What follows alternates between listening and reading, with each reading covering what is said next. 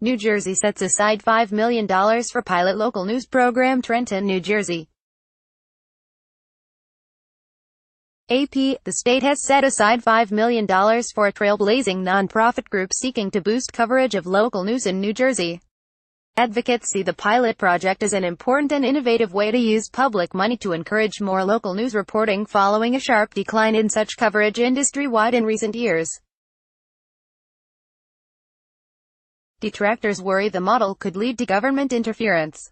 Lawmakers say the funding, which was included in the state budget signed Sunday by Democratic Gov. Phil Murphy, will help focus more reporting on local issues in a state dominated by the New York and Philadelphia media markets. The idea for the initiative sprang from the efforts of the nonpartisan, nonprofit Free Press Action Fund, which held community forums on residents' concerns about dwindling local news coverage, leading to legislation creating the Civic Information Consortium.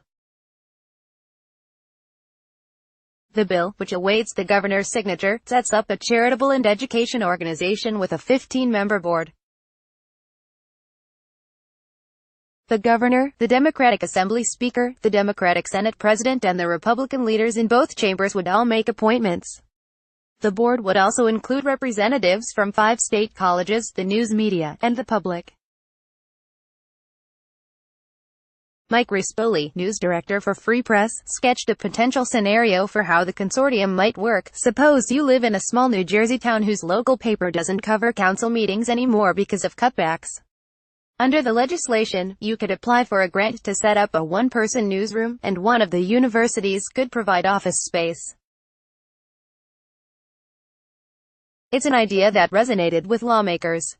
When it comes to state news coverage and civic information, New Jersey is one of the most underserved states in the nation. Democratic Assemblywoman Carol Murphy said, "This lack of information makes it difficult for New Jersey residents to know what's happening in their communities."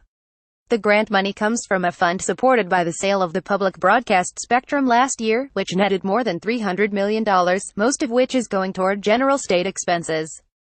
Rispoli pointed to public radio and television as an already established model that shows publicly funded journalism can work free from political bias. He also noted requirements under the bill that the consortium issue a public report to the legislature and hold meetings across the state with the aim of being responsive to the public. "What we wanted to do is insulate the consortium, as much as possible, from undue government influence," he said. "We also wanted it to be accountable to the public. Those assurances have not put everyone's concerns to rest." Al Tompkins, a faculty member at the Poynter Institute, a journalism think tank and school in St. Petersburg, Florida, said he realizes public radio and TV rely on taxpayer dollars but that he had questions about how the planned consortium would be insulated from political pressure. "When media does things that government doesn't like, then government uses that as a sword," he said. "When you start taking public money, you have to start with the suspicion that at some point the system will be corrupted by power." Rispoli said it's worth engaging on that question. He said, "Doing nothing, in the face of news media consolidation, wasn't a good option.